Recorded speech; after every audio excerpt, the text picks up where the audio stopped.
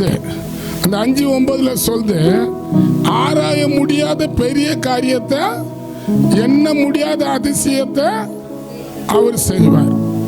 அப்படின்னா முதல் காரியம் ஆராயம். வீட்டில் திருமணம் ஆகாத கதா திருமணத்தை கத்தர் பயின்றுவாரு. உங்க வீட்டில் வீடு இல்லாத, நீங்க வீடு இல்லாதக்கிறீங்களா, கத்தர் உங்களுக்கு வீடு வாங்கி கொடுத்துருவாரு. எந்த தேவைகள் உலகப்புறமான காரியத்தில் நீங்க இல்லாத இருந்தாலும் கத்தர் அதை உங்களுக்கு செய்வாரு. ஆனா நம்ம கிட்ட தேவன் எதிர்பார்க்கறது என்னன்னா, நம்மளை நடத்துகிற பாஸ்டர் இப்போ நடத்துகிறாங்க. இப்போ இந்த இடத்துலேருந்து உங்கள் கிட்ட நாங்கள் மெசேஜை தேவன் தரத்தை கொண்டு வந்து கொடுக்குறோம். அப்போ நாங்கள் தரும்போது அது உங்களுக்கு ஏற்றதை போலியாக இருக்கலாம், உங்களுக்கு பிடிக்காததையாகவும் இருக்கலாம், உங்களுக்கு பிடிச்சதாகவும் இருக்கலாம். ஆமான்னு சொல்லுங்களேன். உங்களுக்கு பிடிக்குதோ பிடிக்கலையோ அதை நம்ம என்ன பண்ணோம், தலை வணங்கி பணிந்து கொள்றவங்களா இருக்கணும். ஆமான்னு சொல்லுங்க. அல்லேலூயா சொல்லுங்களா. நான் மெசேஜ் ஃபர்ஸ்ட் போயிடுறேன். நீங்க பாருங்க, ஆதியாகத்தை நீங்க பார்த்தீங்கன்னா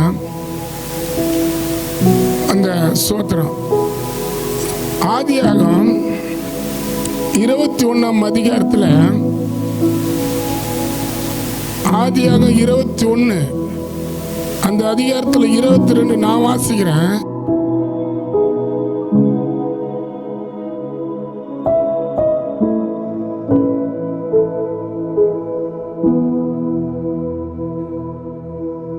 யாரோட தேவன் இருப்பாரு? வாக்குவாதம் பண்ணாதவங்களோட இருப்பாரு. யாரோட இருப்பாரு? அவங்க எது சொன்னாலும் அதை கத்தர் பார்த்துக்குவாருன்னு தாய்ந்து போறாங்க பத்தியா, அவங்க கூட தான் கத்தர் இருப்பாரு. பாருங்க, அந்த இடத்துல ஆபிரகாம் கூட ஏன் இருந்தாருன்னா, ஆபிரகாம் ஆரம்ப நாட்கள்ல இருந்து தேவனுக்கு முன்பாக பணிந்து கொண்டவரும் தாய்ந்து போனவரா இருந்தாரு. அங்க சொல்றாரு கத்தர் ஆபிரகாமை நோக்கி, உன் தேசத்தையும் உன் இனத்தையும் உன் தகப்பனுடைய வீட்டையும் விட்டு புறப்பட்டு நான் உனக்கு காண்பிக்கிற தேசத்துக்கு போன்னு சொன்னாரு. ஆனா ஆண்டவர் அட்ரஸ் இல்லாத அவர் அனுப்புனாரு. ஆமன் சொல்லுங்க. எபிரியர் அதிகாரத்தை நீங்க பாத்தீங்கன்னா அதுல சொல்லப்பட்டிருக்குது. எபிரியர் 11 அதிகாரத்துல இதுக்கேற்ற விளக்கம் அங்க எழுதப்பட்டிருக்குது. 11 அதிகாரத்துல அந்த வசனம் சொல்லுது 8, விசுவாசத்தினால் ஆபிரகாம் சுதந்திரத்தினால் பெறப்போகிற இடத்துக்கு போகும்படி அழைக்கப்படும் போது கீழ்ப்படிந்து தன் போகிற இடம் என்ன என்று அறியாமல் புறப்பட்டு போனார். அப்போ கர்த்தருடைய பிள்ளைங்க சபையில தேவன் பேசுறது, அதே போல நம்மளுக்கு நேரம் ஆலோசனை கொடுக்கறது, இதெல்லாம் தரும்போது நம்ம அதை எதிர்த்து பேசக்கூடாது.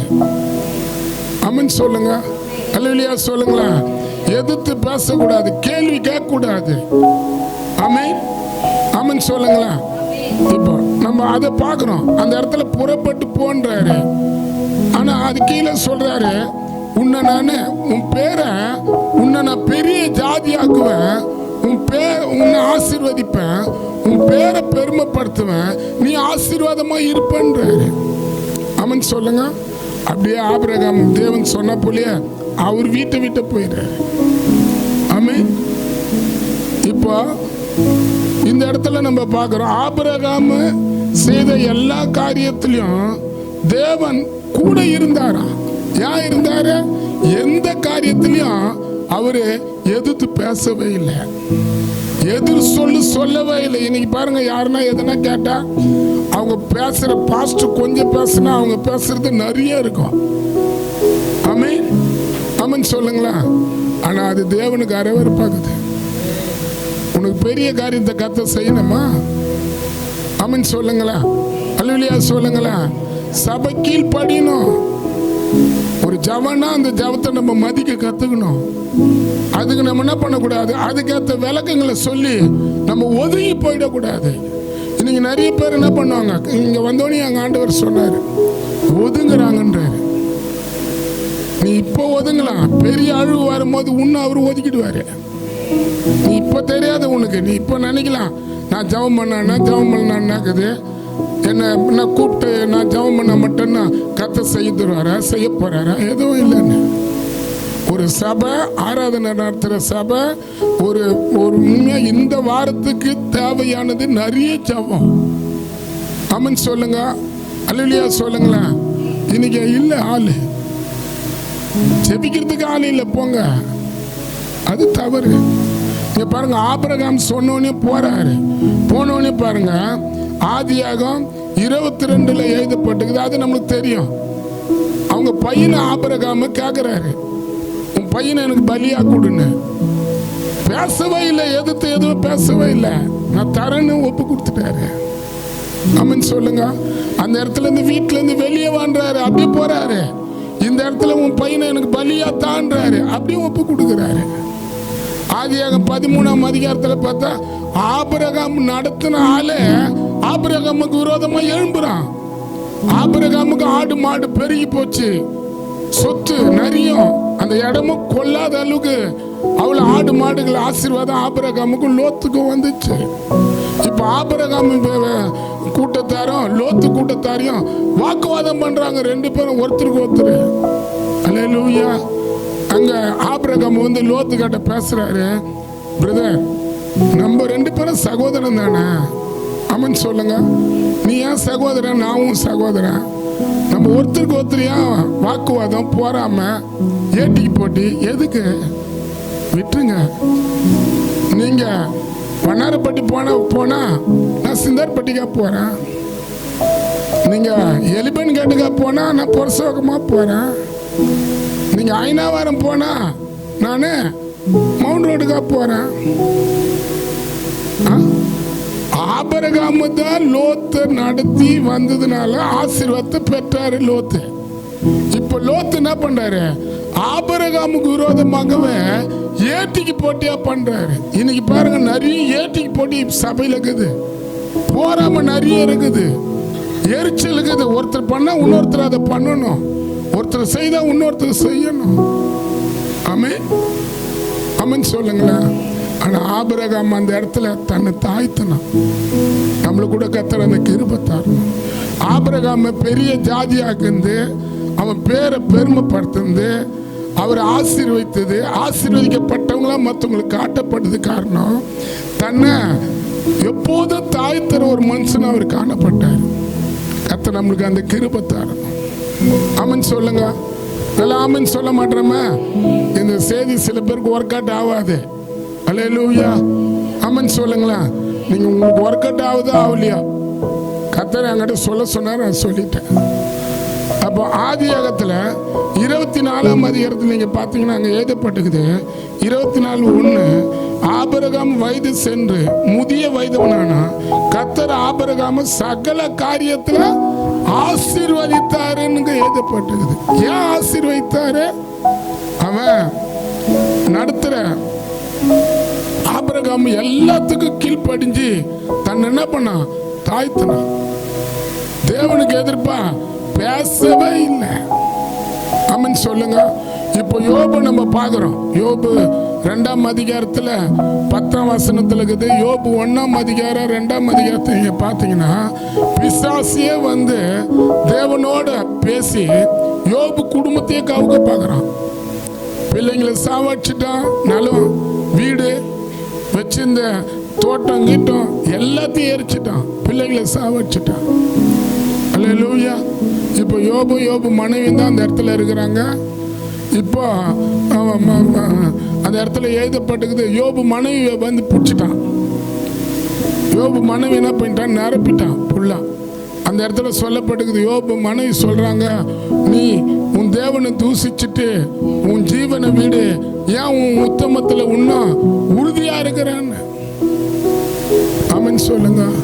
யோபு அந்த இடத்துல சொல்றாரு, தேவன் நன்மை செய்யும் போது நம்ம பெறலையா, தீமை செய்யும் போது அவருக்கு விரோதமா பேசணுமான்னு சொன்னார்.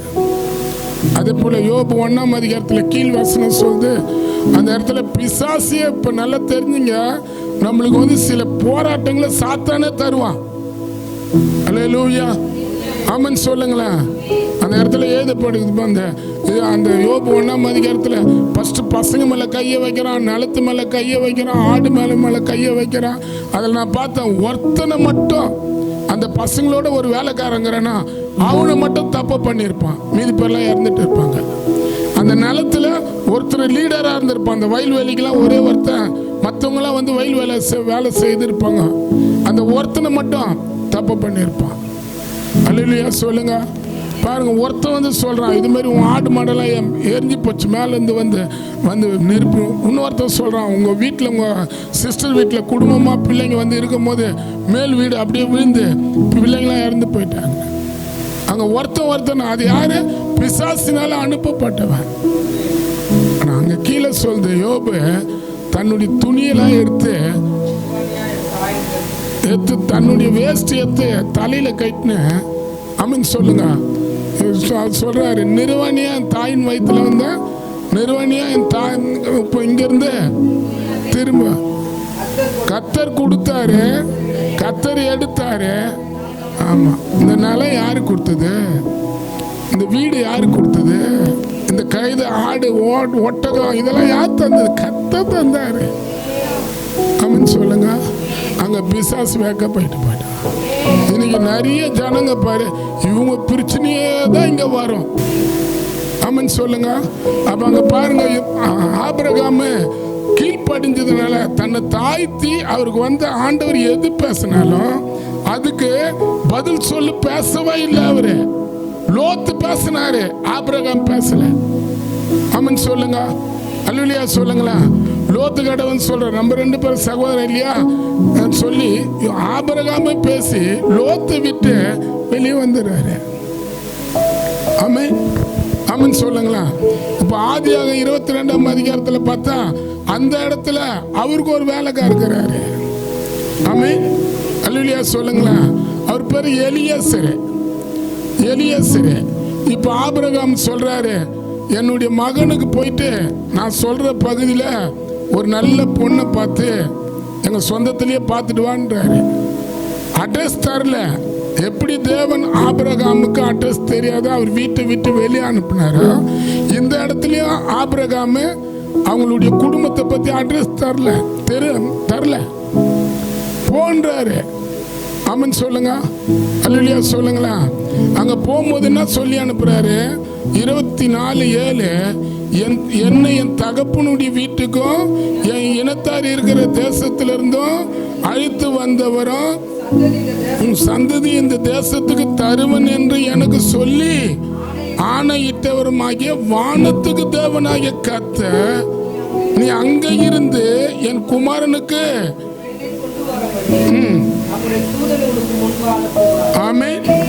ஆமென் சொல்லுங்க தூதன் அனுப்புன்றாரு.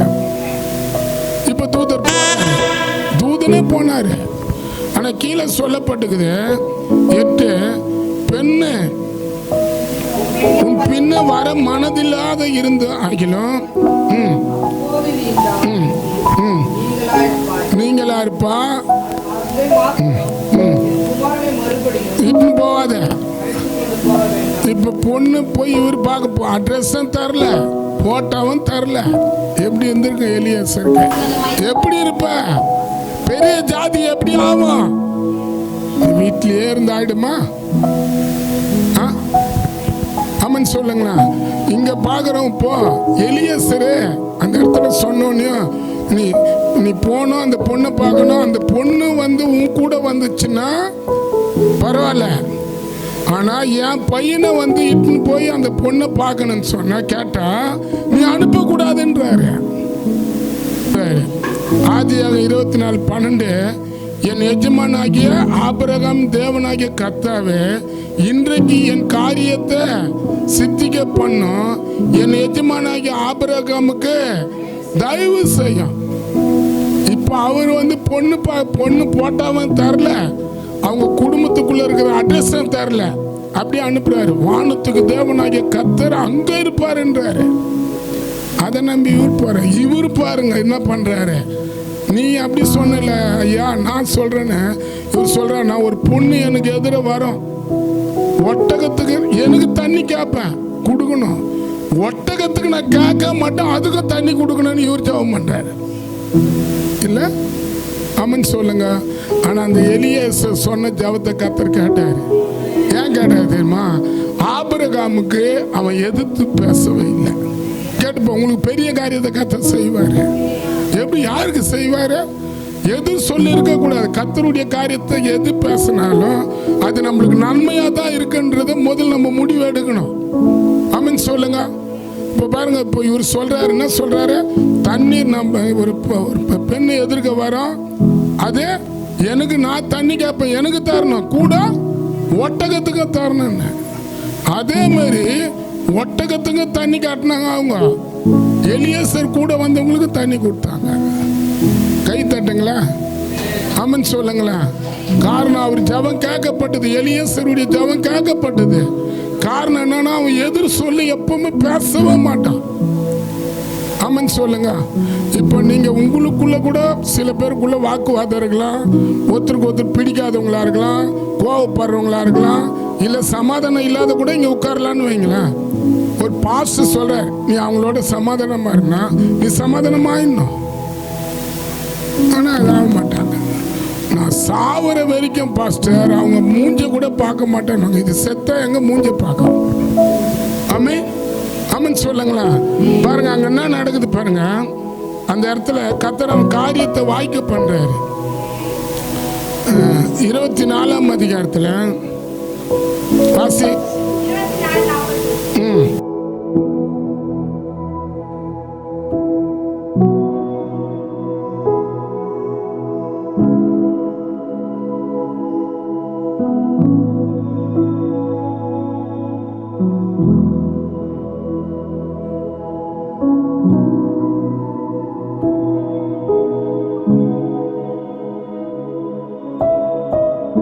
நீங்க படிச்சு பாருங்க. அட்ரஸ் இல்லாத, போட்டோ இல்லாத, ஆமென், எங்கன்னா போய் பொண்ணை பார்க்க முடியுமா? அப்போ அட்ரஸ் இல்லை. ஆனா அந்த அந்த சொன்னோன்னு எதிர்த்து பேசாத படிக்க அவன் போய் என்ன பண்றான்? ஒரு பிரேயர் பண்றான், ஜெபம் பண்றான். என் காரியத்தை சித்திக்க பண்ணுங்க, என் எஜமானுக்கு நீங்க தயவு செய்யுங்கன்றான். ஆமென், தயவு செய்யும் சொல்லிட்டு அவன் பண்ற ஜபமும் எப்படிப்பட்ட ஜபமாகுது? நியாயமான ஜபமா? அது இவர் தண்ணி கேட்பாரான், இவருக்கு தரணுமானா இவர் கேட்காதையே ஒட்டகத்துக்கும் கொடுக்கணுமா? ஆனா கர்த்தர் அவன் ஜபத்தை கேட்டாரு, அவனுக்கு பெரிய காரியம் செய்தாரு. பாருங்க, அந்த பொண்ணு வீட்டாரு இப்போ ஆபிரகாம் வேலைக்காரனோட அப்படியே வந்துட்டாங்க. ஆமென் சொல்லுங்க, அல்லேலூயா சொல்லுங்களா. ஃபர்ஸ்ட் ஆபிரகாமுக்கு பெரிய காரியத்தை கர்த்தர் செய்தார். அவங்க வீட்டில் வந்து மரணத்தை ஆறுதல் படுத்த அந்த ரெபேக்காவை கர்த்தர் அவங்க வீட்டுக்கு கொண்டு வந்தார். உங்க வீட்டில் இருக்கிற உங்களை கூட கர்த்தர் ஆறுதல் படுத்துவார், உங்களை கூட கர்த்தர் ஆசீர்வதிப்பார். உங்க வீட்டுக்கு கூட ஒரு நல்ல திருமணம் ஆகாத இருக்கிற பிள்ளைகள் கர்த்தர் கட்டாயமா திருமணம் பண்ணுவார். இந்த வருஷம் நடக்கும். ரெண்டாவது, ஒருத்தரை பார்த்தா பைபிள் சொல்லுது, ஃபர்ஸ்ட் நம்ம எதிர் சொல்லு பேசாத, தலை குனியணும், பணிந்து கொண்டு எதுவா இருந்தாலும் இது நம்மளுக்கு தான் பேசுறாங்க, நம்ம நல்லதுக்கு தான் பேசுறாங்க அப்படின்றத நம்ம உணர கர்த்தர் நம்மளுக்கு உதவி செய்யணும். எதிர் சொல்லு பேசக்கூடாது. ஆமென், ஆமென் சொல்லுங்களா. அல்லேலூயா, அல்லேலூயா சொல்லுங்க. ரெண்டாவது, நீங்க ஒரு வசனத்தை பார்த்தீங்கன்னா, நடக்க கூடாத நம்மளால காலையில் அந்த வசனத்தை பார்த்தேன். வசனம் இப்போ நம்மளுக்கு வந்து இது நடக்குமா, நடக்கவே நடக்காதுன்னு சொல்ற இது வந்து சாக்கியமே இல்லை. எனக்கு நடக்குன்ற காரியத்துல பெரிய காரியத்தை கர்த்தர் செய்வார். இது எனக்கு நடக்காது, வயசாகி போச்சு, அவள் தான் இது, இந்த எங்க வீட்டில் இது நடக்காது, இந்த காரியம் எங்களுக்கு கிடைக்காது, ஆமென், சாவர வரைக்கும் நாங்கள் இப்படியே தான் இருந்துட்டு போகலான்னு சொல்லலாம். ஆனால் அந்த காரியத்தில் கர்த்தர் உன்னை பெரிய காரியம் செய்வார். எது வந்து உனக்கு நடக்காதுன்னு நீ வந்து தேவனிடத்துல உன்னையே வந்து அவர்கிட்ட முறுமுறுத்துனே இருப்பியா, அந்த காரியத்தில் அவர் உனக்கு பெரிய காரியம் செய்வார். கர்த்தர் பெரிய காரியம் செய்வார். பாருங்க, என்ன பைபிள்னா சோத்திரம். வாசிங்க வாசிங்க வாசிங்க அது வாசிங்க. யோபு 37:5 வாசிங்க. தேவன் தம்முடைய சத்தத்தை ஆச்சரியமான விதமாய் புகழ பண்ணுகிறார். நாம் கிரகிக்க கூட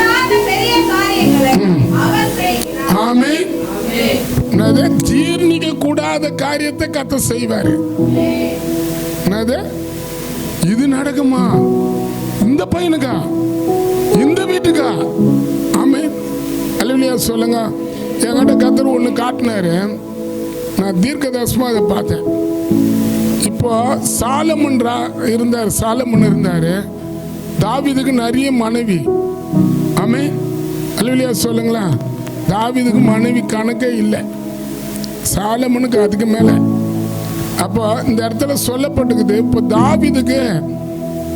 தாவீது இருந்த நாட்கள்லயே அம்சலோனா தாவீதுடைய அரசாங்கம், தாவீது ஆள்ற அந்த ராஜ்யத்தை தான் கையில எடுத்துக்கலான்னு பார்த்தாரு. யாரு?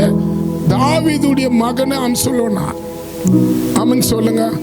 அல்லேலூயா சொல்லுங்களேன்.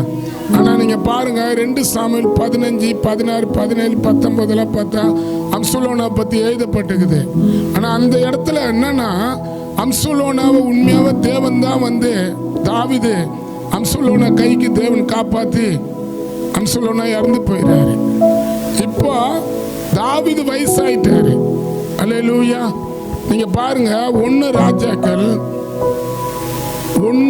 1 வாசிங்களா.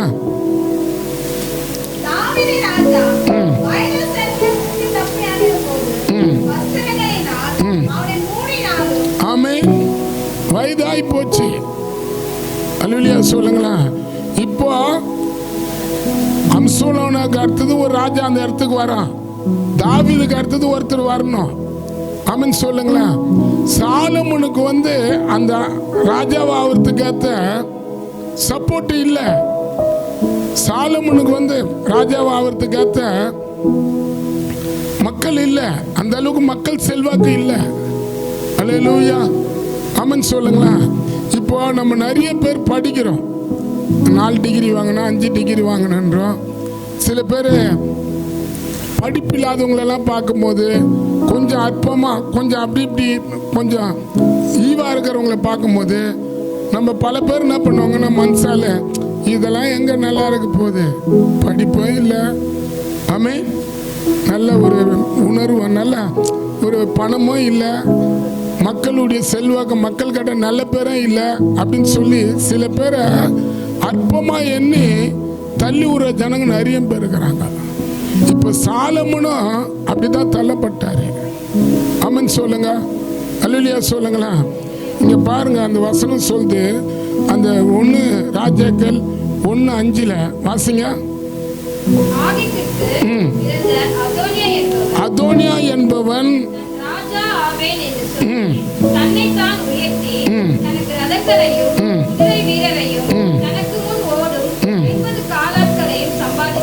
ஆமென். அங்க எல்லார்கிட்ட சொல்றான், நான் தான் ராஜா, நான் தான் ராஜான்னு. அவங்க ஃபர்ஸ்ட் அம்சலோனாவுடைய தம்பி இவன். அதே அதிகாரம் கீழே வாசிங்க. அவனுடைய தகப்பன்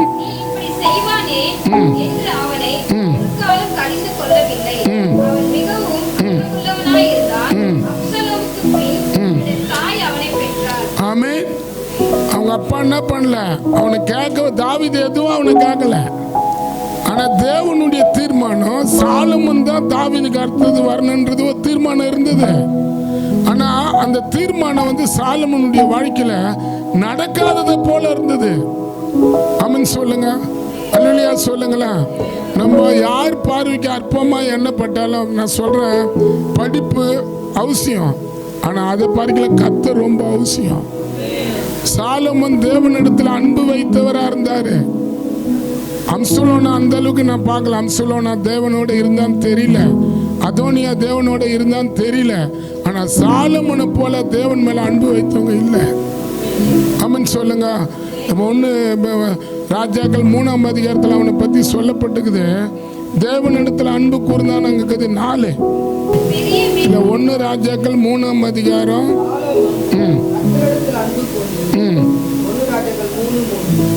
சாலமோன் கர்த்தரிடத்துல அன்பு கூர்ந்தானுக்குது. அவன் அன்பு கூர்ந்ததுனால தான் தேவ ராஜ்யத்தை கட்டுறதுக்கு பொண்ணு வெள்ளியை வச்சு கட்டினான். அப்ப எந்த அளவுக்கு தேவன் மேல அவன் அன்பு வச்சிருப்பான். ஆமென். அல்லேலூயா சொல்லுங்களேன். சாதா இல்லை. இப்போ நம்ம பிள்ளைகள்லாம் கூட தேவனுடைய ராஜ்யத்தை கட்ட நம்ம பிள்ளைகளை நம்ம எழுப்புறவங்களா இருக்கணும். ஆமென் சொல்லுங்களேன். இப்போ அதோனியா அம்சுலோனா, இவங்க அம்சுலோனாக்கு அடுத்தது அதோனியா தான் வரணும். ஏன்னா தாவீது ராஜாவையே வந்து அம்சுலோனா அந்த அவங்க வீட்டை விட்டு துரத்துனா. ஆமென் சொல்லுங்க. நீங்க சொல்லிட்டு பாருங்க. 1 சாமுவேல் 2 சாமுவேல் 15ஆம் அதிகாரத்தில் 16ஆம் அதிகாரம் 15 2 வாசிங்களா? டக்குன்னு வாசிங்க.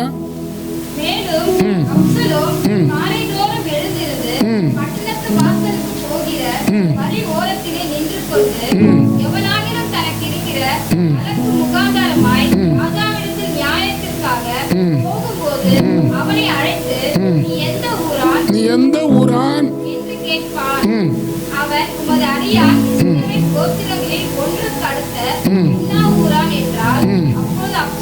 அப்போது அம்சலோன் அவனை நோக்கி, உன் காரியம்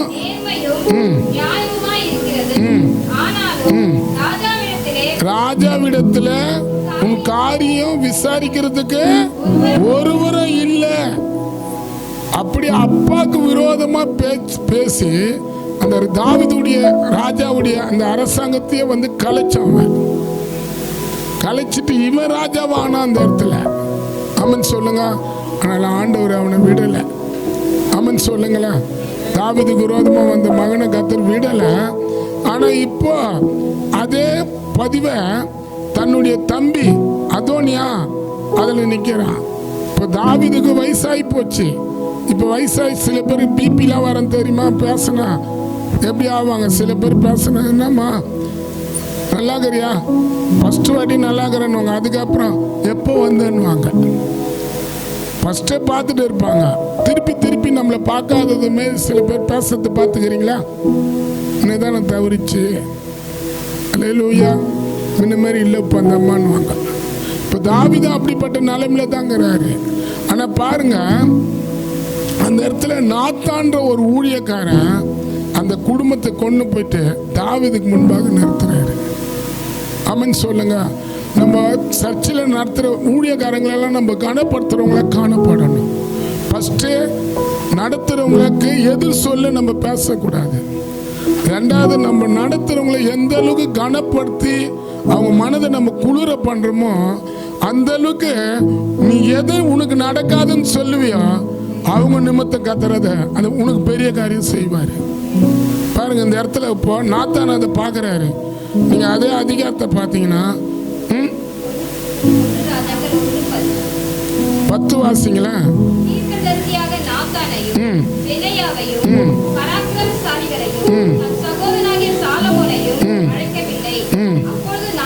அப்போது நாத்தான் பச்சைபாலை நோக்கி,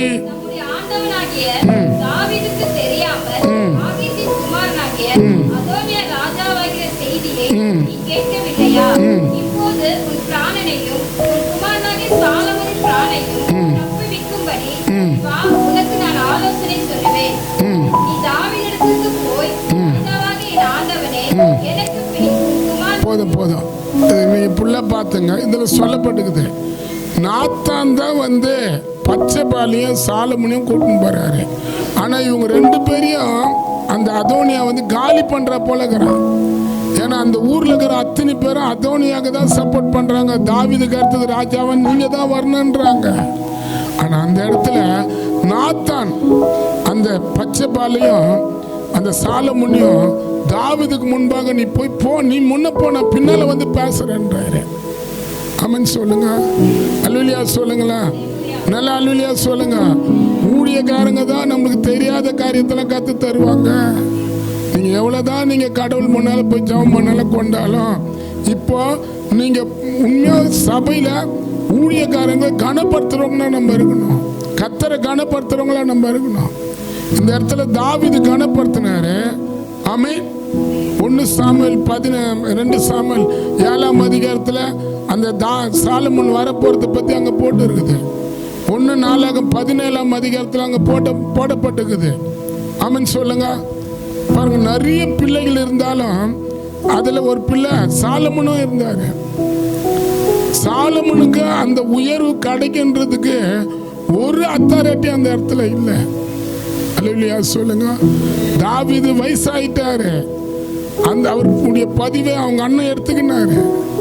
சாலமோனுடைய தாவீதுடைய அரசாங்கத்தை அதோனியா கையில போகுது. ஆனா நாத்தான் என்ன பண்றாரு, நீ முன்ன போய் என்ன பண்ற, தாவீதுக்கு முன்பாக பேசு, ரெண்டாவது நான் வருவேன். ரெண்டாவது வந்து அவர் சொல்றாரு பாருங்க, அதை நீங்க பாருங்க, 15 வாசிங்க. அப்படியே பத்சேபாள் பள்ளி அறைக்குள் ராஜாவிடத்தில் போனார். ராஜா மிகவும் வயது சென்றவராய் இருந்தார். சூனேம் ஊராளாகிய அபிஷாக் ராஜாவுக்கு பணிவிடை செய்து கொண்டிருந்தார். பத்சேபாள் குனிந்து ராஜாவை வணங்கினார். அப்பொழுது ராஜா என்ன வேண்டும் என்று கேட்டார்.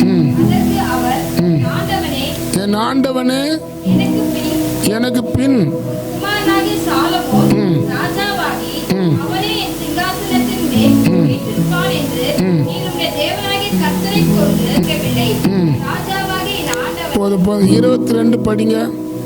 அவள் ராஜாவோட பேசி கொண்டு இருக்கையில தீர்க்கதரிசியாகிய நாத்தான் வந்து, தீர்க்கதரிசியாக நாத்தான் வந்திருக்கிறார் என்று ராஜாவுக்கு அவன் ராஜாவுக்கு முன்பாக பிரவேசித்து முகங்குப்புற விழுந்து ராஜாவை வணங்கினான்.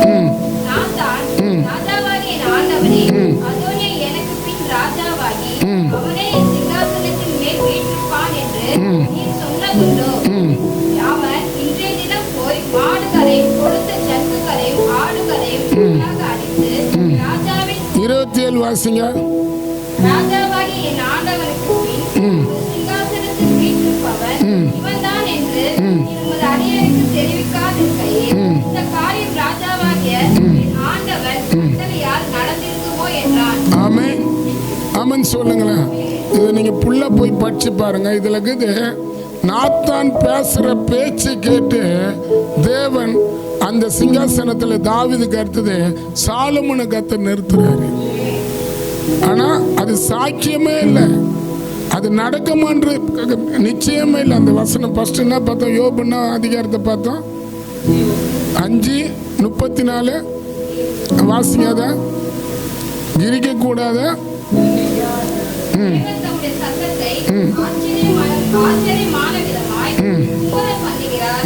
நாம் கிரகிக்க கூடாத பெரிய காரியங்களை அவர் செய்வாரு. நம்ம நினைக்கவே முடியாது, இப்படிதான் நான் இருப்பேனான்னு நினைக்கவே முடியாது. அந்த பெரிய காரியத்தை கர்த்தர் உனக்கு என்ன பண்ணுவாரு, செய்வாரு. ஆனா நீ எப்பவும் என்ன பண்ணக்கூடாது, உன் வீட்டில் வர பிரச்சனையே உன் தலையில வச்சுன்னு இருக்கக்கூடாது. இன்னைக்கு கர்த்தர் உங்ககிட்ட பேசுறாரா, கர்த்தர் உனக்கு பெரிய காரியம் செய்ய போறாரு. நீ இருந்த வண்ணமா இருக்க போறது இல்லை. இந்த 4 மாதத்துல உன் நிலைமையை மாத்த கர்த்தர் நல்லவராகிறாரு, போதுமானவராகிறார். சாலமோனுக்கு செய்த தேவன் இங்க வந்திருக்கிறார். அதோனியா வரலாம், அம்சுலோனா வரலாம். ஆமென். உனக்கு விரோதமா எத்தனையோ பேர் வந்து உன்னுடைய ஆசீர்வாதத்தை தடுத்து நிறுத்தலாம். ஆனா கர்த்தர் அதுக்குன்னு வேடிக்கை பார்த்து நிற்கிற தேவன் அவர் இல்லை. ஆமென் சொல்லுங்க. நான் முடிய போறேன். ஃபர்ஸ்ட் ஆமா, எதிர்த்து பேசக்கூடாது. நம்மளுக்கு நல்ல தாழ்மையை கத்த தரணும். நம்ம பணிந்து கொள்றவங்களா மாறணும். ரெண்டாவது கனப்படுத்தணும். ஆமென் சொல்லுங்களா. நம்ம ஒரு ஆலோசனை கேட்குதுன்னா வந்து விளாட்டே இல்லை. சங்கீதத்தை மட்டும் பார்த்து ஜெபம் பண்ணலாம். சங்கீதம் 126:3 126:3 வாசிங்க.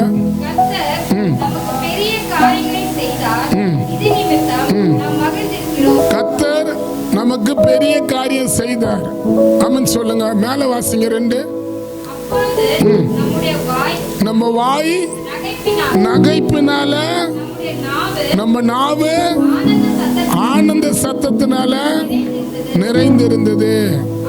அப்பொழுது கர்த்தர் இவர்களுக்கு பெரிய காரியத்தை செய்தார் என்று புறஜாதி சொல்லுவாங்க. யார் சொல்லுவாங்க? ஆமா, உங்களை பார்த்து சொல்ல போறாங்க. உங்க வீட்டான இருக்கிறவங்களாம் சொல்லுவாங்க, கர்த்தர் இவர்களுக்கு பெரிய காரியத்தை செய்தார்னு. அப்ப அதுக்கு கீழே பாக்குறோம். அவங்க என்ன சொல்றாங்க பாருங்க.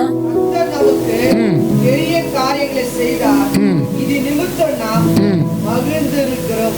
ஆமென். கர்த்தர் நமக்கு பெரிய காரியம் செய்தா இது நிமித்தம் மகிழ்ந்திருக்கிறனுக்குது. அது கீழே சொல்லுது, கண்ணீரோட விதைக்கிறவங்க கம்பீரத்தோட அரைப்பாங்கன்னுக்குது. அப்ப நம்ம எந்த அளவுக்கு ஜபம் ரொம்ப முக்கியப்படுத்துறோமோ, உபவாசம் ஜபம் அது ஐந்து தேவனுக்கு முன்பாக நிற்கிறோமோ, அந்த அளவுக்கு நம்மளுக்கு அவர் பெரிய காரியம் செய்வார். பாருங்க, அண்ணால பாருங்க, அண்ணாளுக்கு அந்த 1 சாமுவேல் பார்த்தா தெரியும். 2 பேர் எல்கானாக்கு மனைவிங்க. ஆமே, ஒருத்தர் பேர் என்ன, பென்னினாள், இன்னொருத்தர் பேரு அண்ணாள். இப்போ அந்த பென்னிலால் என்ன பண்ணுவோம், எப்போ பார்த்தாலும் அண்ணாளுக்கு மனமடியை உண்டாக்குவான். அங்கே எழுதப்பட்டுக்குது, மனமடி வர அளவுக்கு மனமடியும். அந்த அளவுக்கு இவங்களுக்கு குழந்தை இருக்குது, எனக்கு குழந்தை இல்லை.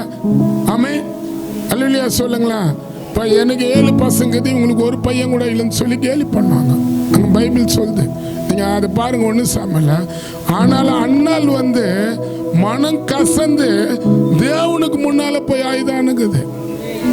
நம்ம என்ன பண்ண மாட்டோம், இன்னைக்கு நம்மளுக்கு ஏன் பெரிய காரியம் நடக்க மாட்டேதுன்னா, நம்மளுக்குள்ள இருக்கிற பிரச்சனைக்கு நம்மளே ஆயுத தீர்த்துக்கோம். கண்டி ஏன்னா நம்மளை இன்சல்ட் பண்ணாலும் பண்ணுவோம், நம்ம ஆயுதுருவோம். இவங்க சொல்றாங்க, அவங்க சொல்றாங்க, இவங்க பண்றாங்கன்னு. ஆனா நம்ம கர்த்தர் முன்னால என்ன பண்ண மாட்டோம், அழ மாட்டோம். ஆனா அண்ணால் ஆயுதா ஆலயத்துல போய் ஆயுதத்தை செய்வார். உங்க வியாதியை கர்த்தர் எடுத்து போடணுமா, உங்களுக்கு அற்புதத்தை அடையாளத்தை கர்த்தர் செய்யணுமா, செய்வாரு. ஆனா உன் ஜபத்தை நாங்க பார்க்கணும் இல்ல, உன் கண்ணீரை ஏலி கண்ணீரை பார்க்கறாரு. அந்த அம்மா உதட்டு மட்டும் பேசுது, கண்ணில் தண்ணி வருது, வாயிலிருந்து சத்தம் வரல. ஏலி கேட்கறாரு, இன்னும் இவ்வளவு நீ வெறியா இருக்கிறியான்றாரு. அவங்க சொல்றாங்க, என் இருதயத்தைய தேவ சமூகத்துல ஊத்துறேன்றாங்க. அமன் சொல்லுங்க, அல்லேலூயா சொல்லுங்களா. இருதயத்தை அண்ணால் ஊத்துனா பெரிய தீர்க்கதரிசியை கர்த்தர் அவங்களுக்கு தந்தாரு. உங்களுக்கு கூட கர்த்தர் பெரிய காரியத்தை பண்ணுவாரு. ஆமென், ஆமென் சொல்லுங்களா. அல்லேலூயா. நான் முடிக்கிறேன். இந்த எஸ்தர்ல நீங்க பாருங்க, எஸ்தர் அதிகாரத்துல 4ஆம் அதிகாரத்துல 120 நாடு, 127 நாடு அந்த ஆமான் ராஜா கிட்ட கையெழுத்து வாங்கி 127 நாடுல இருக்கக்கூடாதுன்னு ஒரு சட்டத்தை போடுறாங்க. ராஜாக்கு தெரியாத அந்த சட்டம் அரசாங்கத்துக்கு விரோதமாகுதுன்னு. ஆனா ராஜா கையெழுத்து போட்டு கொடுத்துறாரு அங்க இருக்கிற அமைச்சர் கிட்ட, ஆமான் என்ற ஒரு மந்திரி கிட்ட. இப்ப பாருங்க, 127 நாடும் அந்த யூதர்களை ஒருத்தர் கூட இருக்கக்கூடாதுன்னு அழிச்சிடலான்னு பார்த்தாங்க. அதுல பைபிள் சொல்லுது, எஸ்தர் 4ஆம் அதிகாரத்துல 3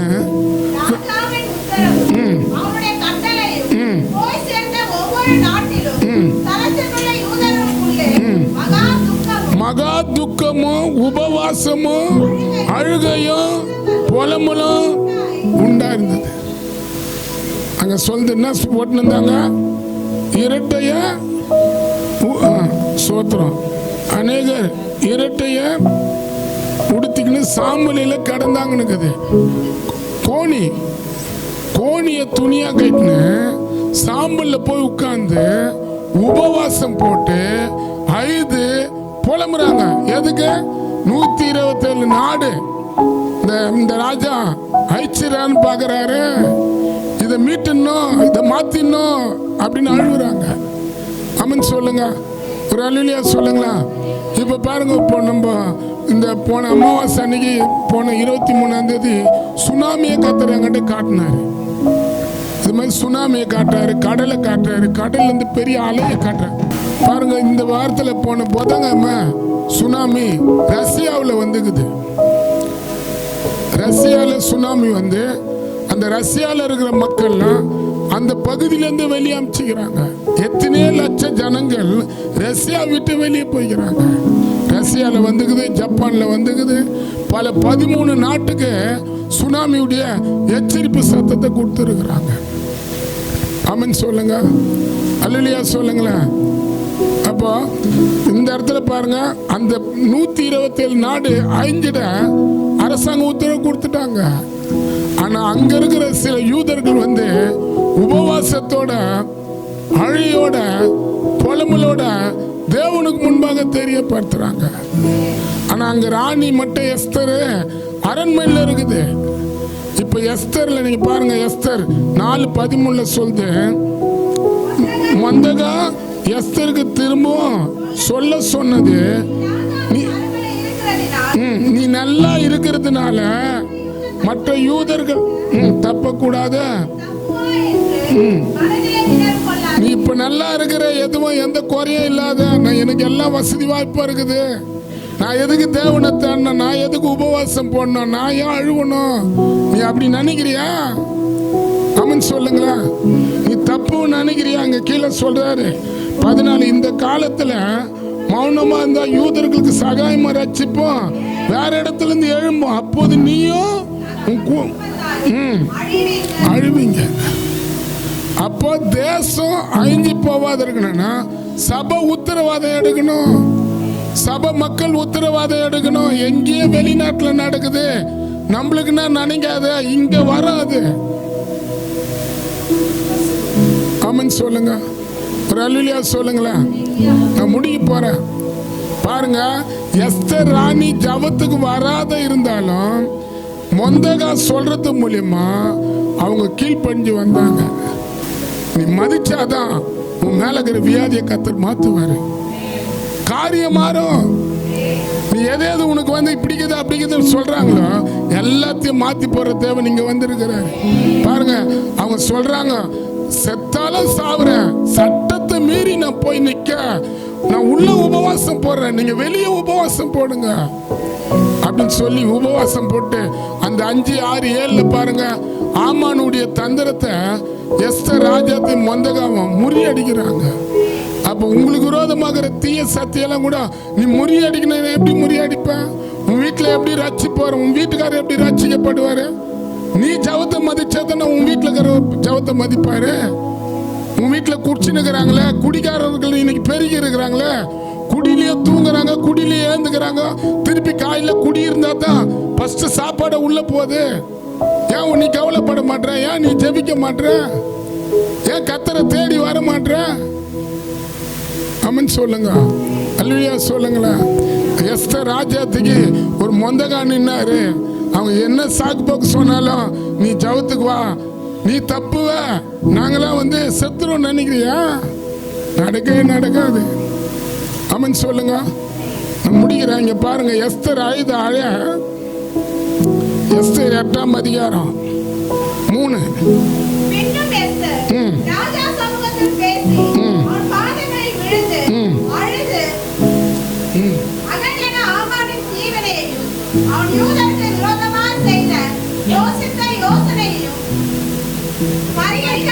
போதும் போதும், இங்க சொல்லுது ஐதா. ஆமென் சொல்லுங்க. யார் யார் ஐது ஜெபிக்கிறீங்க? இப்ப நம்மள திட்டின அழுகுறவங்க நிறைய பேர் இருப்பாங்க, ஆனா வந்து ஆண்டவர் முன்னால அழுகுறவங்க இல்லை. ஐதா எதுக்கு ஐதா? ஆமானுடைய சதி நாச மோசத்தெல்லாம் தேவன் முறியடிக்கணும் ஐதா. அப்ப உங்களுக்கு விரோதமாக சதி நாச மோசத்தெல்லாம் கூட தேவன் முறியடிப்பாரு, உங்களுக்கு பெரிய காரியம் செய்வாரு. அப்ப இந்த இடத்துல பாருங்க, எஸ்தர் 8ஆம் அதிகாரத்துல 16, இவ்விதமாக யூதர்களுக்கு வெளிச்சமும் மகிழ்ச்சியும் களிப்பும் கனமும் உண்டாயிருந்தது. ராஜாவுடைய வார்த்தை, அவனுடைய கட்டளை போய் சேர்ந்த எல்லா நாட்டிலையும் எல்லா பட்டணங்களையும் யூதர்களுக்கு அது மகிழ்ச்சியாகவும் களிப்பாகவும் விருந்து கொண்டாடுகிற நல்ல நாளா இருந்தது. உங்க வீட்டுல கூட விருந்து கொண்டாடுவீங்க, உங்க வீட்டுல கூட கர்த்தர் மகிழ்ச்சியை தருவாரு, சந்தோஷத்தை தருவாரு. யார் யார் மூலியமா உங்க நிம்மதி கெடுக்குத கர்த்தர் அதை மாத்துவாரு. ஆனா நம்ம உபவாசம் போடணும், அழுவணும், ஜெபிக்கணும், புலம்பணும். நம்ம யாரும் இங்க கடமைக்காக வந்து கடமைக்காக நம்ம போறவங்களா இருக்கக்கூடாது. கர்த்தர் மேல நம்ம குறை சொல்லக்கூடாது. சபைக்கு போன கர்த்தர் என் காரியத்தை எதுல வந்து என் கூட நின்னாரு, எது எனக்கு செய்தார்னு நம்ம ஒரு நாள் கர்த்தரை சொல்லவே கூடாது. அவர் ரொம்ப நல்லவர், அவர் ஜீவனியை கொடுத்துக்கிறாரு. நீ கேட்டதை அவர் தர மாட்டாரா? எஸ்தர் 9ஆம் அதிகாரம் ஒரே ஒரு வசனத்தை பத்தி 9:1 வாசிங்களா?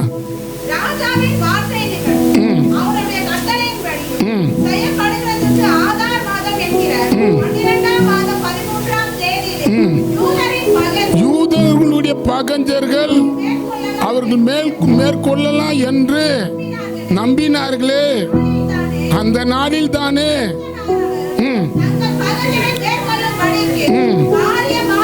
காரியம் மாறுதலாம் முடிஞ்சுதான். உங்க காரியத்தெல்லாம் கூட கர்த்தர் மாத்துவாரு. ஆமென் சொல்லுங்க. எது நடக்காதுன்னு நினைக்கிறீங்களோ அந்த காரியத்தை மாத்த அவர் வல்லவராகிறார். அப்ப நம்மளுக்கு விரோதமாக ஆமான கர்த்தர் முறியடிக்கணும். நம்ம அழுவணும், புலம்பணும். இன்னைக்கு பல நாட்டில் பல அழுவு வருது.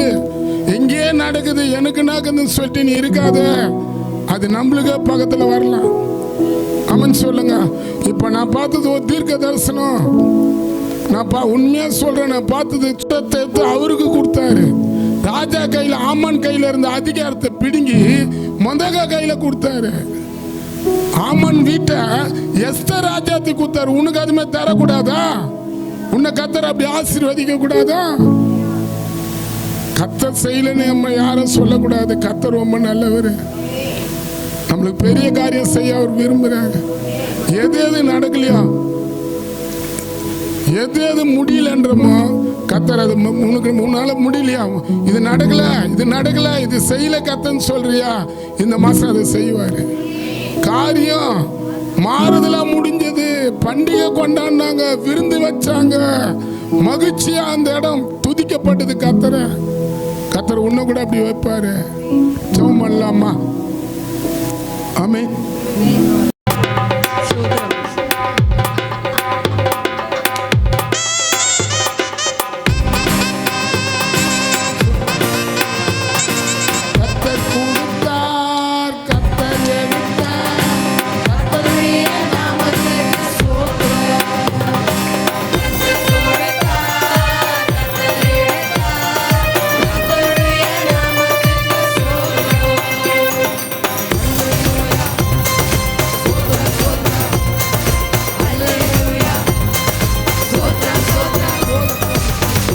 நாமத்தினால் உங்கள் சமூகத்தை நோக்கி வருகிறோம். குறிப்பா இந்த மாசம் சொன்னது போல ஆராய முடியாத பெரிய காரியத்தை, எண்ண முடியாத அதிசயத்தை செய்வன் சொன்ன தேவன் யோபு 5:9 படி கர்த்தர் இந்த மாசத்துல எங்களுக்கு பெரிய காரியம் செய்யணும். ஆபிரகாம பெரிய ஜாதியாக்கி, ஆபிரகாம ஆசீர்வதித்து, ஆபிரகாம பெருமைப்படுத்தி, பேரை பெருமைப்படுத்தி ஆசீர்வாதமா வைத்த தேவன். ஆபிரகாம் ஆசீர்வாதம் எங்களுக்கு தேவை. எஸ்தர் ஆசீர்வாதம் எங்களுக்கு தேவை. சாலமோனுடைய ஆசீர்வாதம் எங்களுக்கு தேவை. கர்த்தாவே, எந்தெந்த காரியத்தில் எங்களுக்கு நடக்காது, இதெல்லாம் கிடைக்குமா, நாங்க இப்படியே தான் வாழ்ந்துட்டு போகணும், எங்களையே நாங்க நம்பாத கூட இருக்கலாம். நாங்க ஆராதிக்கிற தேவன் பெரியவர். எங்களை நீங்க உயர்த்துவீங்க, எங்களை நீங்க ஆசீர்வதிப்பீங்க. கொடுத்த தர்சன பாவம், கொடுத்த காணிக்க, கொடுத்த குழந்தைங்க கொடுத்த ஒவ்வொரு காணிக்கை கர்த்தர் ஆசீர்வதிங்க. பெரியவர்கள் கொடுத்த தர்சன பாவம் காணிக்கை ஆசீர்வதிங்க. இயேசுவின் நாமத்தினால் பிதாவே. ஆத்மாவு கர்த்தரை சோதரியன் மூலமே பரிசுத்தனார். ஆத்மா கர்த்தரை சகல உபகாரமாக. ஆமென்.